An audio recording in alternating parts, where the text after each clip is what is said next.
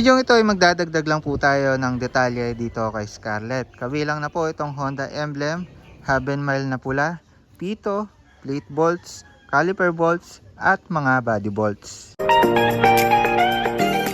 So magandang hapon po sa inyo, Moto Arc here. At sa video ito ay maglalagay po tayo ng mga konting detalye dito kay Scarlett. So nagawa na po natin ang video yung mga pagdadagdag ng detalye kay Scarlett natin. Kabilang na po yung mga bolts po natin, mga sticker, mga kung ano-ano pa. Pero ngayon may mga bagong set po tayo na idadagdag sa kanya. Kasi ayun nga, hindi pa natin makumpleto yung mga sayang bolts na katulad nito. Ayan, no? Yung mga bolts na CNC na maganda, hindi kinakalawang, magaan baklasin at saka higpitan, mga ganun. So ayan, may bagong set tayo na dumating. Kabilang na po itong hub and mile natin na pula. Ayan, no? Diba? Angas. So itong pula na to magbibigay ng parang highlights dito sa ano natin, Boom X, no. Itong hub and mile kasi niya aftermarket na yan pero silver. Eh ngayon gusto siyang palitan ng medyo, alam niyo na, parang kakaiba siya para pag tinignan na malayo. May dating, may detalye siya or parang may highlights gano'n. At saka parehas na parehas siya ng kulay ni Scarlett, oh. May watermarks pa, hindi napunasan. Ayan, oh. Halos same yan ang kulay, 'di ba? So babagay ito. Tapos may iba't ibang kulay pa nito. Ayan, katulad niyan, silver. Ano pa ba? Check nyo na lang sa description kung order man kayo nito. Check nyo na lang yung kulay. Pero yon, silver maganda naman, pang universal. Pero ito pang highlights, pula. Tapos lagay din tayo ng pito. Yung pito kasi nito, yung inclusions sa ano natin, B-Star dito. So ayan, o, B-Star pa yan guys, makapit na makapit. Na-review na rin natin yan. Magandang maganda yan, may video rin tayo yan. So inclusions niya, pito. Eh ngayon yung pito ng inclusions niya medyo manipis lang. Pakita ko sa inyo, manipis ng konti. Kaya naman katagalan parang mabibiyak to eh. Ano, manipis lang siya guys. Tapos emblem guys. Ito kasi sa ano natin, sa motor natin, natanggal natin yung mga detalyeng sticker, yung mga liit-liit. Katulad na lang ng Honda dito. Kasi kinarbon natin yan, di ba? So yan, may Honda dapat yun dyan. So yan. Check ko pa sa ibang video kung saan yung position yan. So itong emblem na ito, titanium siya. Ayan, o, makikita nyo naman sa kulay niya. So kinukumpleto ko rin yung mga titanium na sticker niya. Kabilang na yung dito sa susian. So may nabibili rin dyan eh. Ito, papalitan mo to sticker na titanium. Tsaka yung mga iba pa, baka ito palitan ko to. Hindi ko pa naka-carbon to. Oh. So check na lang natin guys, abang-abang na lang. So yan, lalagay natin to. Tapos yun, body bolts. So sa body bolts, 16 pieces sa tatong din nagkakamali. Yung mga body bolts naman natin is nakalagay siya sa mga katulad na lang ito. Pwede kayo mamili kung saan nyo siya ilalagay. Pero yung mga body bolts is parang yung mga ganito lang, yung mga maliit. Pwede nyo palitan, dagdag detalye. Yung sa akin kasi, dahil baklas, ano tayo, baklas kabit, minsan nawawala. So bumili na tayo ng magandang klase para yun, pag nawala or na yan natin, agad natin makikita at saka alagaan natin kasi may pressure, di ba? So dito, tapos dito. Ayun, dalawa yan eh. Ayun, doon. Tapos kabilaan, doon. Tapos pwede rin natin tong ilagay dito. And dito kasi, di ba yung flower allen wrench yan? Pero pwede natin ilagay ito dito. So yun, di ba? Dagdag detalye siya. Tapos yun, dito. Dito guys, kabilaan. Kasi niya, tsaka pa kung saan siya nilalagay eh. Kasi pwede rin itong pang B3 eh. Sa version 3, marami nito eh. Pero yun, pagkakashame ko na malagay lahat to para masulit natin. Sa Click version 3 meron pa yan dito eh. So yun, meron dito isa. Yun, check na lang natin sa airbox natin guys, meron na rin yan, no? Ito, and Siam bolts, body bolts. Tapos meron din tayo dito caliper bolts na meron din siya sa bracket, dalawa. So 4 yan. So wala akong nakitang Siam na ganitong bolts. Meron sila yung dalawa lang. Ito kasi set na. Hindi ko lang alam kung anong tatak to. Nakalimutan ko. Pero yun, CNC din siya. Iba lang yung design. Tapos silver. Kasi nakalagay natin ngayon, gold pa siya, diba? Gold bolts. Tapos ito, pinutulan ko pa, oh. Ayan, minodify ko to. Alam ko pinutulan ko. Pero ito, sinukat ko kanina. Parang need pa natin tabasan ng konti. Dito. Para hindi na tayo maglagay ng washer. Pero optional naman. Pwede naman tayo maglagay ng washer. Pero bawasan lang natin dito. Saka itong mali ito sa bracket. Medyo mahaba siya. So bawasan na lang natin ng konti. Sinukat ko kasi dito eh. Pag mahaba yung masyado, tatama siya dito sa disc natin or sa golfer disc. So yun, modify na lang natin to guys.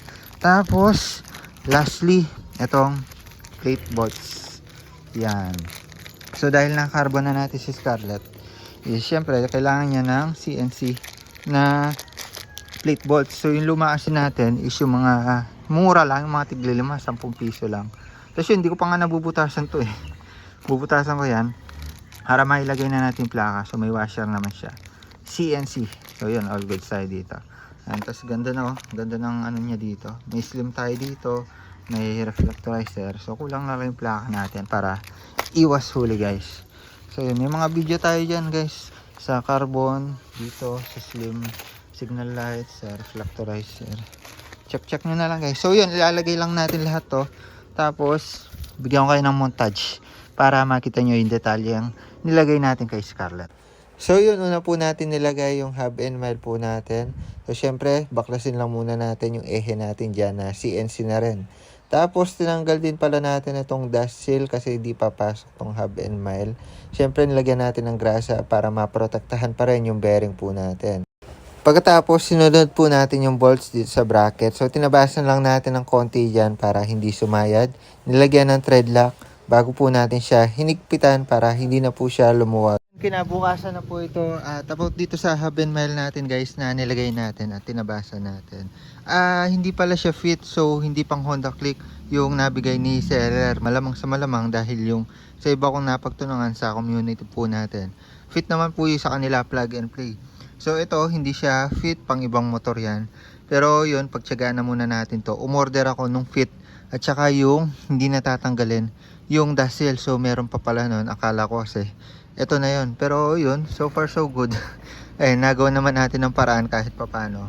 So yun, proceed muna tayo sa iba nating mga pyesa guys. So meron tayong mga body bolts. So ilalagay po natin sa mga parts na wala ng tornilyo, sa mga tinuro po natin kanina. Body bolts natin na yung binilang ko, 13 pieces siya, no? Di ko alam kung sobra o kulang to. Baka alam ko 12 lang yan eh. Pero ayun, sa paglalagay nito 8mm socket yung gagamitin natin. So yung kagandahan dito, may ulo na siya, hindi na po siya screw type na minsan nabibilog. Ang inaalala ko lang dito kung hindi siya sobrang haba para sa ating mga motor. Pero yun, try na lang natin. Unahin natin dito sa may batok po niya. Ayun yung dalawa dyan. Kung makikita nyo, wala na, di ba? So dito, palagay ko, sakto naman to kasi malaki talaga yung tornilyuhan dito eh. Star pa yung stock natin dyan eh. So hirap akong magbaklas lagi niya kasi nawawala yung tool ko. Pero yun, swak siya guys, oh. Di ba? Kintab, kulang lang sa linis. Pwede dito sa kabila din. Yun. So, take note lang, medyo nakaumbok po yung uluhan nitong CNC bolts po natin. Kung kukumpara siya dun sa mga unang bolts na tinanggal natin or itong mga lumang bolts. Pero okay lang naman yon, hindi naman po siya sumasayad sa mga parts po ng motor po natin. So yan, ine-next po natin to Honda emblem na titanium. So medyo binaluktot ko siya ng konting-konti para humulma po dito. Tapos bago natin siya dikit, dahil medyo madulas tong part na to, alcoholan natin para hindi siya agad matanggal. Walang mga oil dyan. Okay na sa ganitong posisyon. So hindi na po natin ginamit tong 3M tape na nakadikit sa kanya kasi nakaumbok. Tapos medyo binaluktot natin siya ng konti para sumama po sa hulma ng motor natin. Tapos pinandikit ko po dyan is mighty band para matibay. Ganda. Ganda ng pesto, oh. Tignan nyo. Uy, di ba? 0-0 yan. So para hindi manakaw. Tsaka maganda yung pag-fit. Kanina kasi sobrang pantay. Parang matatanggal eh. Parang ang sarap bakbakin. So ganyan. Fit na siya, di ba? Next naman, itong mga CNC na pito po natin. So baklasin lang natin itong luma natin. So sa material niya, all CNC naman siya. Tapos ganyan po siya sa loob, CNC din. Check natin. You know, kintab. Di ba? Bumagay siya sa motor. Tapos hindi siya masyadong pansinin. Ayan, oh. Oh, di ba? All goods. Tapos dun sa likod. Ito kasi nipis lang eh. So, kung kaya naman baka katagalin na sila. Ayan, oh, nipis lang. Ayan, di ba? Ganda, kintab. Ayan, proceed naman po tayo sa plate bolts po natin. So, yung nagustuhan ko dito, flat head po siya. Hindi siya agad natatamaan. Tapos, Allen bolts para hindi matanggal ng kung sino-sino. So, lagay lang natin itong mga bolts. So, may washer na po siya. So, itong isang washer, hayaan ko na sa harap yan. Tapos, itong sa likod, ayan, dadagdagan natin para yung bolts natin di lumusot dito sa likod. Tapos para hindi po siya agad mabaklas, lagyan na rin po natin ng thread lock. So kadalasan problema natin yan yung natatanggal yung mga bolts natin dyan. May thread lock na, lagay lang natin sa motor. Note lang, kapag naglalagay kayo ng plate bolts, siguraduhin yung may washer siya para hindi siya napipipi tulad yan. So kapag hinigpitan nyo to is hindi po siya napepersa, or dapat yung dito yung pampigil nyo, tapos yung likod lang yung iikutin nyo or higpitan nyo. Iba kasi hinihigpitan dito, kung kaya naman kapag nagkaroon ng persa, bumabaon yung plate number po natin. Iyon, all goods na. So nahigpitan naman natin ng maayos, fit na fit. Tapos medyo kumapal lang kasi may plaka tayo sa likod na pang suporta lang naman yan. Yan, ganda. Tapos dagdag ko lang, ito hindi ko nasama sa intro natin, may body clip pala ako na hindi ko pa nalalagay at hindi ko pa nagagawa ng video. So isabay na natin. So itong body clip na ito is parang hindi ko sure kung CNC yata ito palagay ko CNC. Oo, CNC nga to. So yung tawag dito body clip or push pin. So sa Honda Click version 2, konti lang naman yung paglalagyan nito. Meron lang tayo dito. Ayan, dito. Hindi naman masyadong kita. So nung nag-carbon tayo, medyo nagkaroon ng awang dito. So kailangan nating isikipan yan. May butas yan dito guys eh. So yan yung butas niya. Tapos i-clip natin doon. So hindi po yan tornilyuhan. Kasi wala po siyang tornilyuhan doon. So clip po yung ginagamit yan. Sa version 3 dito sa bulsa, marami siyang body clip eh. So mas sulit to ng mga naka version 3. Pero tayo yon yung dalawa dito sa ilalim. Tapos dito meron pa yan eh. Tig dalawa. Kaya kaso hindi ko nalalagyan. Hindi naman kita, tsaka para di ako mahirapan magbaklas ng motor. So tago na lang natin, check na lang natin kung saan pa natin siya malalagay. So yung stock po kasi natin, plastic yung body clip po niya. So yung mga nandito plastic, kaya kaso katagalan nasira. Tsaka matagal na rin yung motor, so palagay ko nasira na yun. Ito, hindi siya agad masisira kasi CNC. So sa paglalak po niyan, may dalawang parts po yan. Ang ulo, tas meron siyang body. So paglalagay natin to, kailangan hindi pa nakasuksok. Then kapag nakasoksok na to dun sa butas, pwede na natin siyang itulak para mag-lock. So yan, sana magkasya siya sa butas. Yun, pasok naman siya, diba? Ulo siya yung ulo, ganyan yung posisyon yan. Tapos pasok lang natin.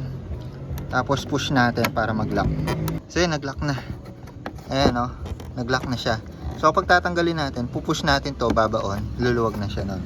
So yan, check natin kung makakalas. Ayan, di naman. Okay, goods naman siya. Ayan, napakaganda CNC body clip. Ayan, pamporma, dagdag detalye sa motor.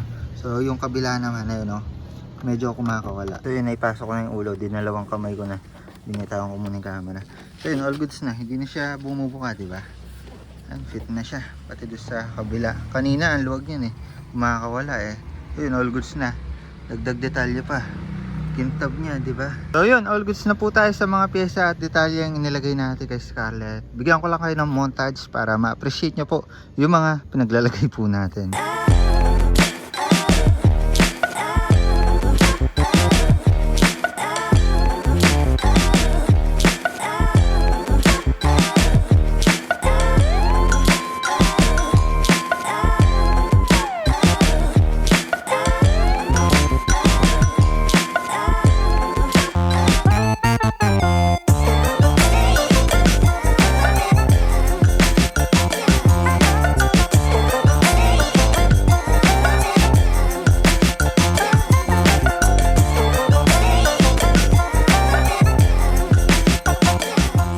Lagay ko po lahat ng link ng mga nilagay natin dito kay Scarlett. Pwede nyo pong i-check yung link dito sa description or tap nyo lang po yung screen ng cellphone nyo kung sa phone po kayo nanonood. At dito sa lower left may makikita kayong basket dyan. At click nyo lang yon, makikita nyo na po yung mga link. So yun, so sana nag-enjoy kayo sa video natin. The more click, the more you know, mga pang detalye dito kay Scarlett. Ayan, kahit maliit yan, nakikita yan pag nilapitan. Bye bye.